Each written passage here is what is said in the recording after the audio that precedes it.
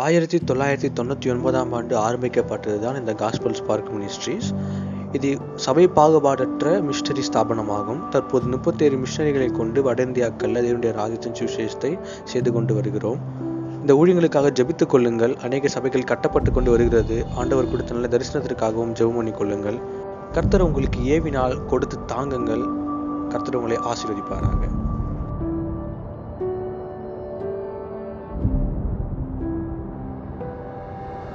அருமையான தேவனுடைய பிள்ளைகளே, இன்றைக்கு வெளிப்படுத்துகிற விசேஷம் 2ஆம் அதிகாரம் 18ஆம் வசனத்துல இருந்து ஆரம்பிக்கிற அந்த தியேத்திரா சபையை குறித்து நம்ம பார்க்க போகிறோம். சரி, என்னோடு கூட அந்த 18ஆம் வசனத்தை யாராவது ஒருவர் வாசிக்கும்படி அன்போடு கேட்கிறேன்.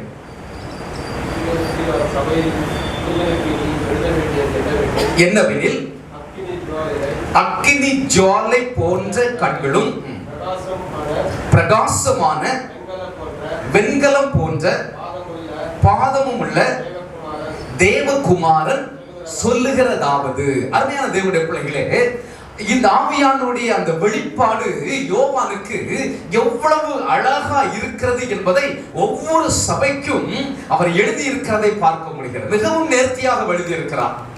முதலாவது, ஆண்டவர் ஒவ்வொரு மனிதனுக்கும் தன்னை யார் என்று வெளிப்படுத்துகிறார். ஹல்லேலூயா.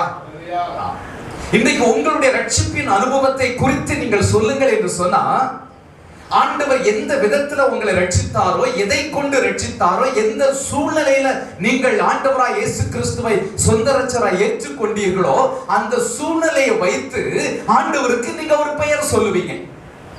இப்ப ஆகாரிடம் போய் நம்முடைய ஆண்டவர் எப்படிப்பட்டவர் என்று கேட்டா அவ என்ன சொல்லுவா? நீர் என்னை காண்கிற தேவன் இல்லையா? ஒரு வியாதியில் இருக்கிற ஒரு மனிதனுக்காக நாம் ஜெபிக்கும் பொழுது, ஆண்டவர் சுகத்தை கொடுக்கும் பொழுது அவன் என்ன சொல்லுவான்? இயேசு சுகமளிக்கிறவர் என்று சொல்லுவான். இப்படி ஒவ்வொருத்தருடைய அனுபவம் வித்தியாசமாக இருக்கும். அதே போலதான் ஆண்டவர் ஒவ்வொருவருக்கும் தன்னை குறித்து வெளிப்படுத்துகிற அந்த காரியங்களை பார்க்கும் பொழுது ஆச்சரியமாக இருக்கிறது. இங்க இந்த தியேத்திரா சபைக்கு ஆண்டவர் தன்னை எப்படி வெளிப்படுத்துகிறார்? அக்கினி ஜுவாலை போன்ற கண்கள். அக்கினி ஜுவாலை போன்ற கண்கள். அதே போல அடுத்த ஒரு காரியத்தை சொல்லுகிறார், பிரகாசமான வெண்கலம் போன்ற பாதங்களும் உள்ள ஆண்டவர். இப்ப நம்ம மனக்கண்களுக்கு முன்பதாக ஒரு அக்கினி ஜுவாலை, கண்ணில் இருந்து ஒரு அக்கினி நெருப்பு தழல் வருதுன்னு வச்சுங்களேன், பார்ப்பதற்கு எப்படி இருக்கும்? அதே போல கால், அந்த அதை உருவகப்படுத்தி நம்ம பார்த்தா உண்மையாகவே அவருக்கு முன்பதாக நாம் நடுநடுங்கக்கூடிய ஒரு சூழ்நிலை ஏற்படும். ஹல்லேலூயா. நம்முடைய தேவன் மிகப்பெரிய தேவன். ஒரு சண்டே ஸ்கூல்ல வானம் எனக்கு சிங்காசனம், பூமி எனக்கு பாதபடி என்கிற அந்த வசனத்தை அந்த சண்டே ஸ்கூல் ஆசிரியர் பிள்ளைகளுக்கு மனப்பாடமாக கற்றுக் கொடுக்கும் பொழுது ஒரு பிள்ளை சொல்லிச்சா, அங்கிள், வானம் எனக்கு சிங்காசனம், பூமி எனக்கு பாதபடி என்று சொல்லி நீங்கள் வசனம் சொல்லி கொடுத்தீங்க. ஆண்டவர் சிங்காசனத்தில் அவர் உட்கார்ந்து இருந்தா, வானத்துல உட்கார்ந்து இருந்தா, அவருடைய பாதப்படி இந்த பூமியில படும் என்றால் ஏசப்பாவுடைய தலை அதுக்கு மேல எவ்வளவு உயரத்துல இருக்கும்? அந்த பிள்ளையுடைய ஒரு ஒரு கிரியேட்டிவ் திங்கிங் பாத்தீங்களா? ஆமா. சோ ஆண்டவரை இந்த உலகம் கொள்ளாது, ஆனா நம்முடைய சின்ன இருதயத்தில் அவர் வாசம் பண்ணுகிறார். ஹல்லேலூயா. அததான் பவுல் சொல்லுகிறார், இவ்வளவு பெரிய ஆச்சரியமான தேவனை மண் பாண்டங்களிலே நம்ம பெற்றிருக்கிறோம். மண் பாண்டம். ஆண்டவர் நமக்குள்ள வாசம் பண்ணுகிறார். உலகம் கொள்ளாத தேவன், ஆனால் இந்த சின்ன இருதயத்துல அவர் வாசம் பண்ணுகிற தேவன். இந்த தியேத்திரா சபைக்கு தன்னுடைய வல்லமை ஆண்டவர் வெளிப்படுத்துகிறார். அக்கினி ஜுவாலை போன்ற கண்கள் உள்ளவர் என்று தன்னை வெளிப்படுத்தி விட்டு அடுத்ததாக அந்த சபைக்கு அவர்களுடைய நிறைவுகளை சொல்லி ஆண்டவர் பாராட்டுகிறார். எல்லா சபைக்கும் நீங்க பாத்தீங்கன்னா அந்த 7 சபைக்குமே முதல் வார்த்தையே உன் கிரியையை அறிந்திருக்கிறேன்.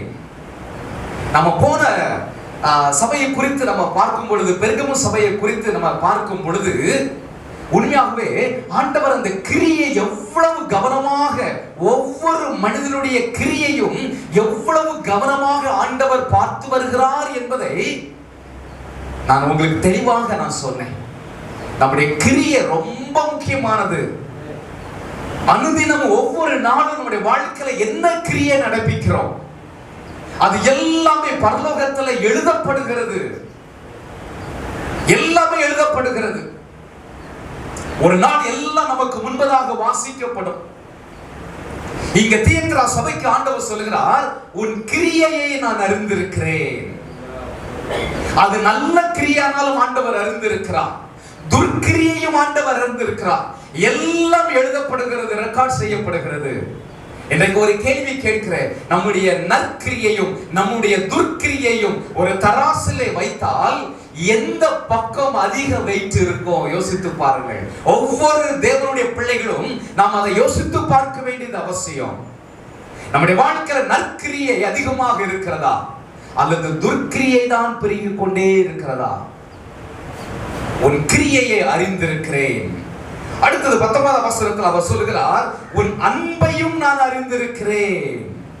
முதல் சபைக்கு ஆண்டவர் சொன்னார், நீ அன்புல தான் குறைவா இருக்கிற, உன் பேரில் ஒரு குறை உண்டு, உன் அன்பு குறைவா இருக்கிறது, ஆதியில கொண்டிருந்த அன்பு இல்ல அப்படின்னு சொல்லி ஆரம்பத்தில் ஆண்டவர் சொன்னார். ஆனா தியேத்திரா சபைக்கு ஆண்டவர் சொல்லுகிறார், உன் அன்பை நான் அறிந்திருக்கிறேன்.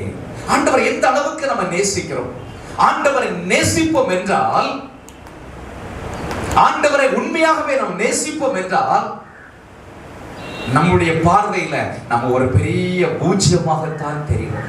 ஹல்லேலூயா. ஆண்டவரை உண்மையாகவே நேசிப்போம் என்றால் ஆண்டவருடைய சுவிசேஷத்தை மற்றவர்களுக்கு பகிர்ந்து கொள்ளாமல் நாம் இருக்கவே முடியாது. சீமோன் பேதுரு பின்வாங்கி போய்விட்டான். நான் மீன் பிடிக்க போகிறேன் என்று சொல்லி அவன் பின்வாங்கி போய்விட்டான். அப்படிப்பட்ட மனிதனை தேடி அந்த கடற்கரைக்கு ஆண்டவர் செல்லுகிறார். பின்மாற்றம் அடைந்து போனவன் தான் பிள்ளைகளை புசிப்பதற்கு ஏதாயிலும் இருக்குதா என்று கேட்கிறார். ஒன்றுமில்லை என்று சொல்லுகிறார்கள். அது ஒரு மீன் பிடிக்கிறாங்க, கடற்கரைக்கு வர்றாங்க, சுட சுட பொரித்த மீன் ஆண்டவர் கொடுக்கிறார். இந்த சம்பவம் எல்லாம் நமக்கு நன்றாக தெரியும். யோவான் சுவிசேஷம் கடைசி அதிகாரத்தில் நம்ம வாசிக்கும் பொழுது, இவர்களை காட்டிலும் நீ என்னை நேசிக்கிறாயா என்று ஆண்டவர் கேட்கிறார். 3 முறை கேட்கிறார். அந்த 3 முறைக்கும் ஆண்டவர் சொல்லுகிற பதில் என்ன? அவன் சொல்லுகிற பதில், நான் உம்மை நேசிக்கிறேன், நான் உம்மை நேசிக்கிறதை நீர் அறிந்திருக்கிறீர். ஆண்டவர் அவருக்கு என்ன பதில் சொல்லுகிறார்? என் ஆடுகளை மேய்ப்பாயாக, என் ஆட்டுக்குட்டிகளை மேய்ப்பாயாக. அப்படின்னா என்ன அர்த்தம்? ஆண்டவருக்கு எனக்கு ஊழியம் செய், ஆத்துமக்களை ஆதாயப்படுத்து. ஆண்டவரை உண்மையாகவே நாம் நேசிப்போம் என்றால் நம்முடைய வாயில சுவிசேஷத்தை அடக்கி வைக்கவே முடியாது. இல்ல? ஆமா, முடியவே முடியாது. சில நேரங்களில் மிஷனரி பணித்தளங்களில் எல்லாம் ஆண்டவரை ஏற்றுக்கொண்ட இளம் விசுவாசிகள், அவங்களுக்கு தெரிஞ்சது கொஞ்சம் தான், ஆண்டவரை பற்றி. ஆனால் அதை கூட அவர்களால் சொல்லாமல் இருக்க முடியவில்லை. மிஷனரிட்ட வந்து தொந்தரவு பண்ணுவாங்க. ஐயா நீங்க வாங்க, இந்த ஊர்ல எங்க சொந்தக்காரங்க இருக்கிறாங்க, அவங்களுக்கு ஒரு நாள் நம்ம போய் ஆண்டவரை சொல்லுவோம். ஒருவேளை மிஷனரிக்கு போறதுக்கு முடியலன்னா இவங்க கிளம்பி போயிடுவாங்க. இதுக்கு அப்படிதான் மிஷனரி பணித்தளங்களில் சுவிசேஷம் அறிவிக்கப்படுகிறது. ஹல்லேலூயா. 2 ராஜாக்கள் 5ஆம் அதிகாரத்துல அந்த நாகமானை சத்தியத்துக்குள்ள வழிநடத்தின அந்த சிறு பெண் 12 வயது இருக்கும் என்று சொல்லுகிறார்கள். ஆண்டவர் மேல் அவளுக்கு அன்பு இருந்ததனால தான் அந்த அன்பை தன்னுடைய பகைவனுக்கு அவள் காண்பித்தாள். அவள் வாழ்ந்த சூழ்நிலை, அவள் வாழ்ந்த காலம் பல்லுக்கு பல், கண்ணுக்கு கண், அதுதான் இருந்தது. அப்படிப்பட்ட பிரமாணங்களை பின்பற்றுகிற ஒரு காலகட்டத்தை வாழ்ந்த ஒரு பெண்ணுக்கு ஒரு கண்ணத்தில் அறைந்தால் மறு கண்ணத்தை காட்ட வேண்டும் என்கிற அன்பின் செய்தி தெரியாது, பிறரை நேசிக்க வேண்டும் என்பது தெரியாது. ஆனால் தன்னை விலங்கு மாட்டி அடிமைப்படுத்தி வைத்திருக்கிற அந்த நாகமானை நேசிக்கிற, அன்பு செலுத்துகிற ஒரு குணம் இருந்தது. எப்படி வந்தது? அவளுக்குள்ள தெய்வத்தின் மேல இருந்த ஒரு அன்பினுடைய ஒரு பிரதிபலிப்பு தான் அது. ஹல்லேலூயா. நமக்குள்ள ஆண்டவரை நேசிக்கிற அந்த அன்பு இருக்கும் என்றால் அந்த அன்பு சுவிசேஷமாக வெளியே வரும். இந்த தியேத்திர சபைக்கு ஆண்டவர் சொல்லுகிறார், அன்பை அறிந்திருக்கிறேன், நீ என்னை நேசிக்கிறதை அறிந்திருக்கிறேன். அடுத்தது மூன்றாவதாக அவர் சொல்லுகிற காரியங்களை பாருங்கள், உன் ஊழியத்தையும் அறிந்திருக்கிறேன். நம்முடைய ஊழியத்தை ஆண்டவர் பார்க்கிறாரா? பார்த்துட்டே இருக்கிறார். உண்மையா செய்யறோமா பார்க்கிறார், முறுமுறுப்போட செய்யறோமா பார்க்கிறார், பிறருக்காக செய்கிறோமா, சம்பளத்துக்காக செய்கிறோமா, அல்லது மற்றவர்கள் என்னை அப்ரிஷியேட் பண்ணணும் அப்படின்னு சொல்லி செய்கிறோமா, எதற்காக செய்கிறோம் என்பதையும் ஆண்டவர் அறிந்திருக்கிறார். மனப்பூர்வமாய் ஆண்டவருக்காக அவரை நேசிப்பதனால நாம் ஊழியம் செய்தால் அதற்கு ஏற்ற பிரதிபலனை அவர் நமக்கு தருவார். தியேத்திராவுடைய ஜனங்கள் ஊழியம் செய்தவர்கள். ஆகவே ஆண்டவர் சொல்கிறார், உன் ஊழியத்தை அறிந்திருக்கிறேன்.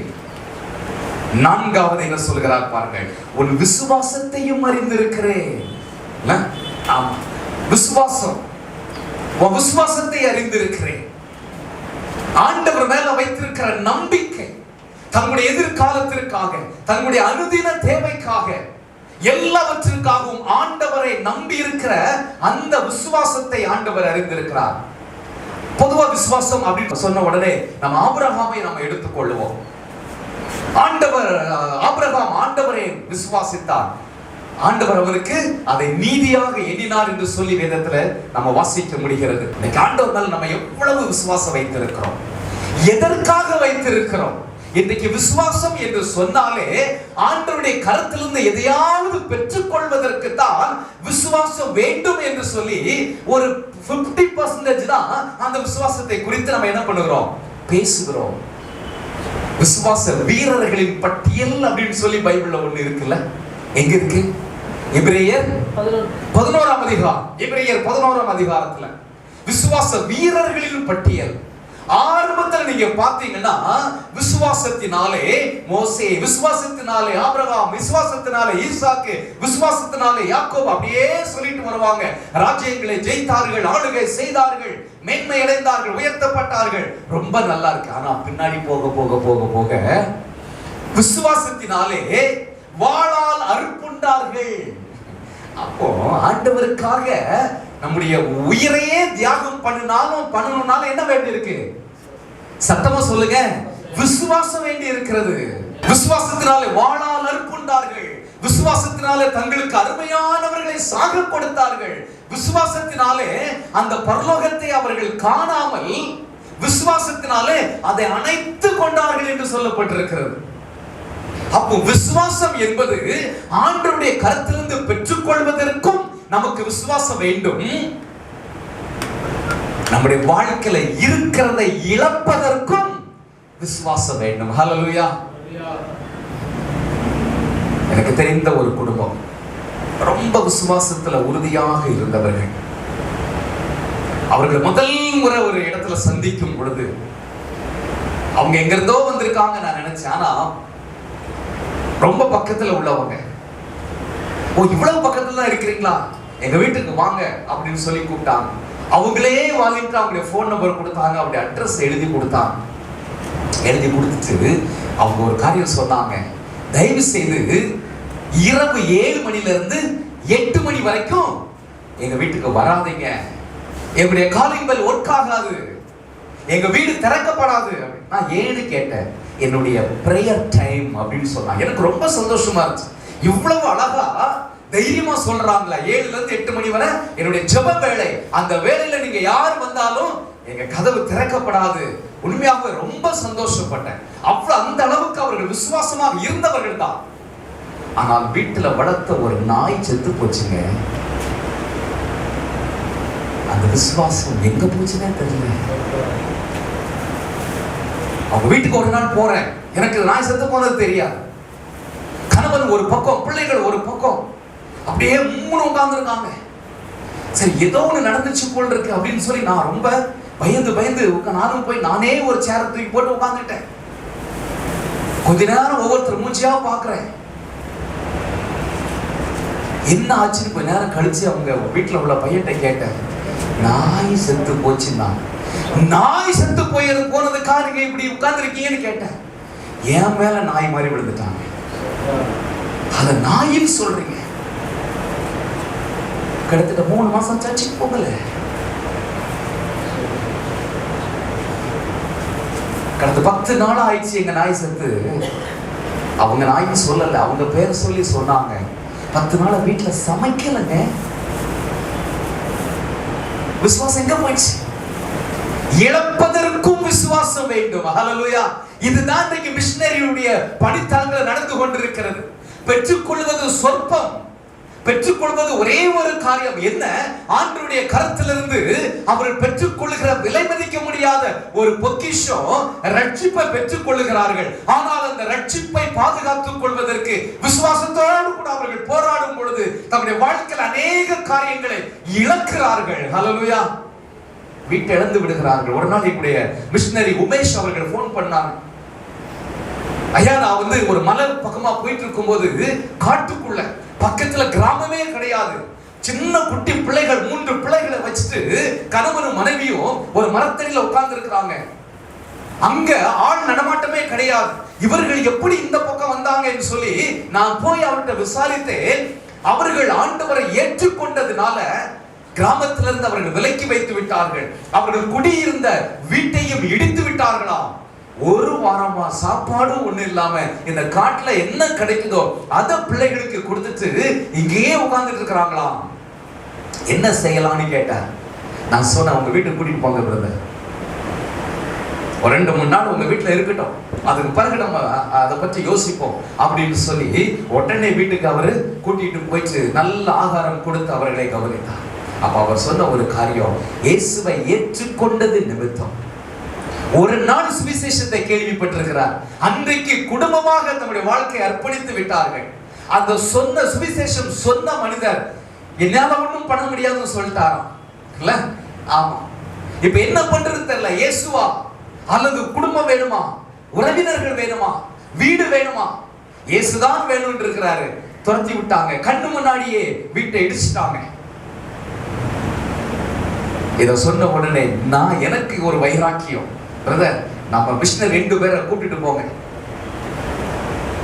எந்த இடத்துல அவங்க இருந்தாங்களோ அங்க நிறைய காடுகள் மாதிரி இடம் கிடக்கும். அந்த இடத்தை கொஞ்சம் ரெடி பண்ணி ஒரு வீடு கட்டுங்க.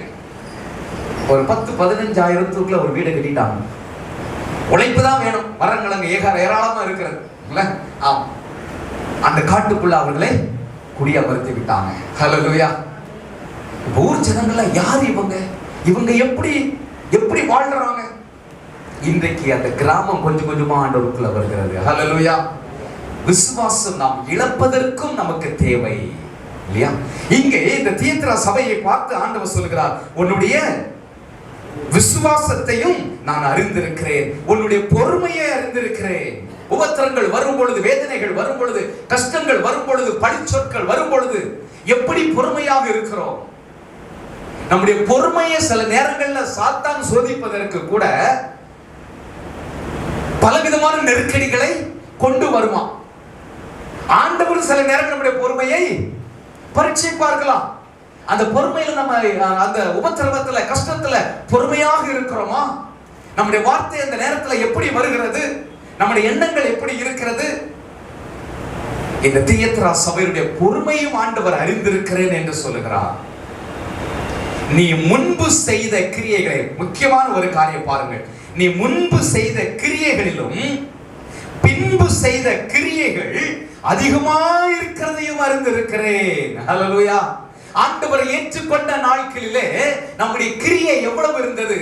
இன்றைக்கு 10 வருஷம் 15 வருஷம் 20 வருஷம் விசுவாசியாக நம்ம மாறிவிட்டோம், தேர்ந்தவர்களாக மாறி இருக்கிறோம். இன்றைக்கு நம்முடைய கிரியை எவ்வளவு இருக்கிறது? ஆண்டவர் அதை கூட பார்க்கிறார் இல்ல?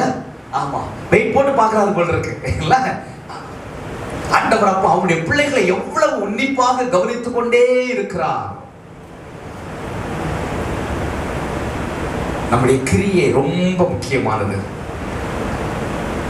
முன்பு செய்த கிரியைகளிலும் பின்பு செய்த கிரியைகள் அதிகமாய் இருக்கிறதையும் அறிந்திருக்கிறேன். அடுத்த வசனம் 20ஆம் வசனம், ஆகிலும். அன்னைக்கு காலையில தான் மீண்டும் ஒரு முறை இந்த 7 சபைகளையும் கொஞ்சம் ஒரு ரீடிங் விட்டேன், ஒரு வாசிக்கும் போது நீங்க பாத்தீங்கன்னா இந்த நல்ல காரியத்தை சொல்லி அவர்களை உற்சாகப்படுத்தி விட்டு அடுத்த வார்த்தை ஆகிலும், ஆனாலும் என்கிற வார்த்தை பயன்படுத்தப்பட்டிருக்கிறது.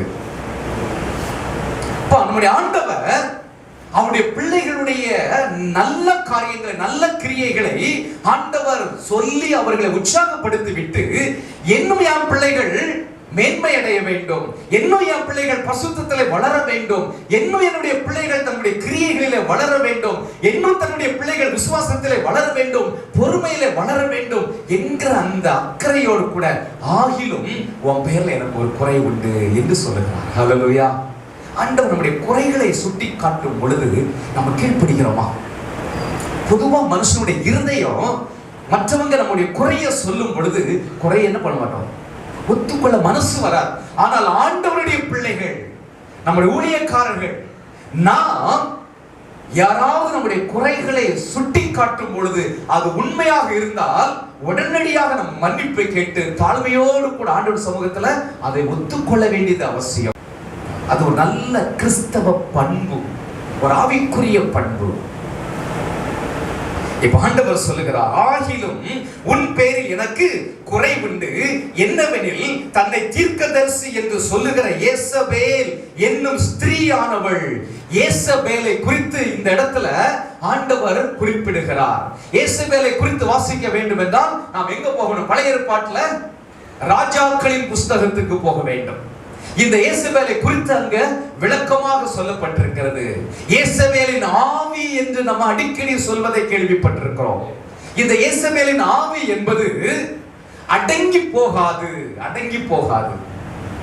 தன்னுடைய ஸ்தானத்தை விட்டு அடுத்தவருடைய ஸ்தானத்திற்கு அது போக வேண்டும் என்று நினைக்கும். அப்படின்னா லூசிபரை குறித்து வேத பண்டிதர்கள் சொல்லுகிறார்கள், தன்னுடைய செட்டையை அவன் ஒரு முறை அப்படி அடிக்கும் பொழுது 21 விதமான மியூசிக்கல் இன்ஸ்ட்ருமெண்ட்ஸ் வாசித்தா எவ்வளவு அழகா இருக்கும். ஒரு கீபோர்டு வாசிக்கும் பொழுதே அழகா இருக்குது, என்ன ஒரு பேட் வாசித்தா, என்ன ஒரு கிட்டார், ஒரு பேஸ் கிட்டார், ஒரு எலக்ட்ரிக் கிட்டார் ஒரு அப்படி வச்சு வாசிக்கும் பொழுது, ஒரு தபேலா வாசிக்கும் பொழுது, இப்படி இன்ஸ்ட்ருமெண்ட் சேர சேர சேர அந்த மியூசிக் கேட்பதற்கு இனிமையாக இருக்கும். அதே போல அவன் அப்படி ஒரு செட்டையை அடிச்சானா 21 விதமான இன்ஸ்ட்ருமெண்ட் பிளே பண்ணா எவ்வளவு காதுக்கினிய மியூசிக் வருமோ அதே போல இருக்குமா. அதுதான் ஆண்டவர் சொல்றாரு, நேர்த்தியாக உருவாக்கப்பட்ட கேரு, உன்னில் பழுதொன்றும் இல்லை, ஆராதன ஸ்தலத்தில் வைக்கப்பட்டவன். ஆனால் ஆண்டவருடைய சிங்காசனத்திற்கு மேல தன்னை உயர்த்துவேன், ஆண்டவருடைய ஸ்டேட்டஸ் விட நான் மேல போயிடுவேன் நினைச்சா பாத்தீங்களா? அந்த ஆவிதான் யேசபேலின் ஆவி. ஹல்லேலூயா. அது மாத்திரம் இல்ல, குடும்பங்களில் நீங்க பாருங்களேன். எனக்கு நான் காலையில ஒரு மணி நேரம் ஒரு குடும்பத்துக்காக பேசிட்டு இருந்தேன். சமீப நாட்களில் சில குடும்ப கவுன்சிலிங்காக ஆண்டவர் அநேகரை கொண்டு வர்றாரு, என்னன்னு தெரியல. அந்த குடும்பங்களில் சிலர் பாருங்க, கணவனுக்கு கீழ்ப்படியாத மனைவிகள் இருப்பாங்க இல்ல? ஆமா, கணவனுடைய ஸ்தானத்தை எடுத்துக் கொள்ளுகிற மனைவிகள் உண்டு. வேதம் என்ன சொல்கிறது? கிறிஸ்து சபைக்கு தலையா இருக்கிறது போல புருஷன் அந்த குடும்பத்திற்கு தலையா இருக்கிறார். ஆனால் அந்த ஸ்தானத்தை பெண்கள் அல்லது மனைவி எடுத்துக்கொள்ளும் பொழுது அந்த குடும்பம் சந்தோஷமா இருக்க முடியாது. இந்த யேசபேலை குறித்த வேதத்துல வாசிக்கும் பொழுது 1 ராஜாக்களின் புஸ்தகம் 21ஆம் அதிகாரம் 25ஆம் வசனத்தை நம்ம வாசிப்போம் என்றால், தன்னுடைய மனைவியினுடைய சொற்படி செய்வதற்கு தன்னை விற்று போட்ட ஆகாபை போல ஒருவனும் இருந்ததில்லை என்று சொல்லப்பட்டிருக்கிறது. மனைவிக்கு கம்ப்ளீட்டா சரண்டர் அவன். மனைவி சொல்லி கேட்கணுமா வேணாமா? கேட்கணுமா வேணாமா? கண்டிப்பா கேட்கணும். சரிதானா? ஆமா. சில குடும்பங்கள், கிறிஸ்தவ குடும்பங்கள்ல கணவர் எக்ஸ்ட்ரீமா இருப்பார். ஒரு டிக்டேட்டர்ஷிப் தான் அங்க இருக்கும், மிலிட்டரி மாதிரி. இதை செய், அதை பண்ணு, இதை செய், அப்படியே இருக்கக்கூடாது இல்ல? ஆமா. ஒருவருக்கொருவர் அன்பு செலுத்தி, ஒருவர் பாரத்தை ஒருவர் சுமந்து, ஒருவருக்கொருவர் ஜெபித்து, ஒருவருக்கொருவர் ஆலோசனை கூறி, பவுல் சொல்லுகிறார் எபேசியர் திருச்சபையாருக்கு, ஒருவருக்கொருவர் கீழ்ப்படிந்து. அப்படிதானே பைபிள் சொல்லுது இல்லையா?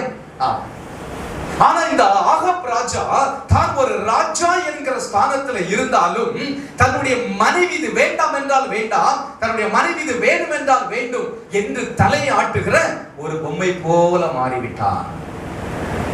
நாபோத்துடைய திராட்சை தோட்டத்தை நல்ல ஒரு அப்ரோச்சோட கேட்கிறான். அரண்மனை பக்கத்துல இருக்கிறது, அது எனக்கு கொடுத்துரு, நான் இதுக்கு வேண்டிய பணத்தை உனக்கு தருகிறேன், அல்லது இதற்கு ஏற்ற விதத்துல இன்னொரு இடத்தை உனக்கு தருகிறேன். நல்ல ஒரு அப்ரோச். ஆனா நாபோத்து தரமாட்டேன்னு சொன்ன உடனே இது ஏசபேலுக்கு காதுக்கு போகிறது. ஏசபேல் செய்கிற காரியத்தை நாம் வேதத்துல வாசிக்கிறோம். பட்டணத்திற்கு நாபோத்து வாழ்ந்த அந்த பட்டணத்திற்கு நிருபத்தை எழுதுகிறான்.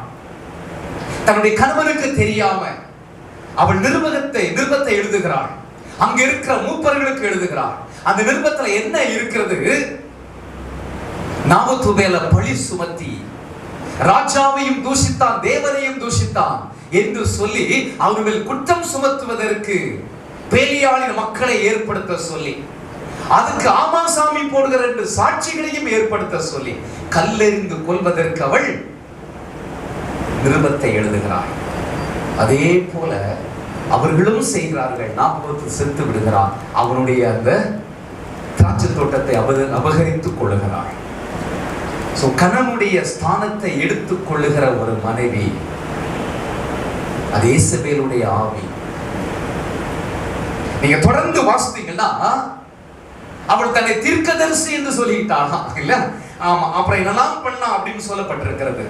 அவளுடைய காரியங்களுக்கு கீழ்ப்படிந்தவர்களுக்கு என்னென்ன ஆக்கினை தீர்ப்பு என்பதெல்லாம் ஆண்டவர் அங்கே சொல்லுகிறார். இப்படிப்பட்ட ஆவி உடையவர்களை தியத்ரா சபையே நீ உனக்குள்ள அனுமதித்திருக்கிறாய் என்று ஆண்டவர் சொல்லுகிறார். அப்ப சபை நடத்துற ஒரு போதகர் எவ்வளவு கவனமா இருக்கணும்ல? இல்ல, எல்லாரையும் கூப்பிட கூடாது, எல்லாரையும் கூப்பிட்டு புல்பீட்டை கொடுத்துட முடியாது, மைக்க கொடுத்துட முடியாது. ரொம்ப கவனமா இருக்கணும் போதகர்கள். சில நேரங்கள்ல சில இப்படிப்பட்ட ஆவி உள்ளவர்களை அனுமதிச்சுட்டா சபகாலி. நம்ம கஷ்டப்பட்டு உருவாக்கி இருப்போம், ஒரு வார்த்தையில சின்னப்பனமா மாற்றிட்டு போயிடுவாங்க. போதகர்கள் ரொம்ப கவனமாக இருக்க வேண்டியது அவசியமா இருக்கிறது. சோ இப்படிப்பட்டவர்களை நீ அனுமதிக்கிறாய் என்று உன் மேல எனக்கு ஒரு குறை உண்டு என்று ஆண்டவர் சொல்லுகிறார். இதுல இருந்து நீயும் மனம் திரும்பு. இந்த உபதேசத்துல இயேசுவேலுடைய ஆவியுடைய உபதேசத்துல அவளை பின்பற்றுகிறவர்களை நீங்க மனம் திரும்பாத பட்சத்துல உங்களுக்கும் தண்டனை உண்டு என்று ஆண்டவர் சொல்லுகிறார்.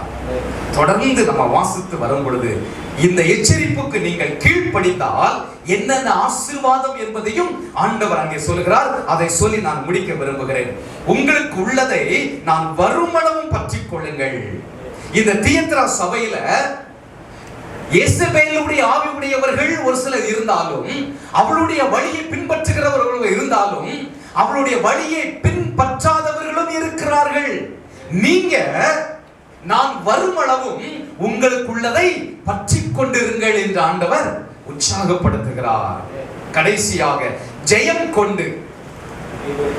கொண்டு முடிவு பரியந்தம் என் கிரியைகளை கை கொள்ளுகிறவனவனோ அவனுக்கு நான் என் பிதாவினிடத்தில் அதிகாரம் பெற்றது போல ஜாதிகள் மேல் அதிகாரம் கொடுப்பேன். ஒரு ஆளுகையை ஆண்டவர் தருவேன் என்று சொல்லுகிறார்.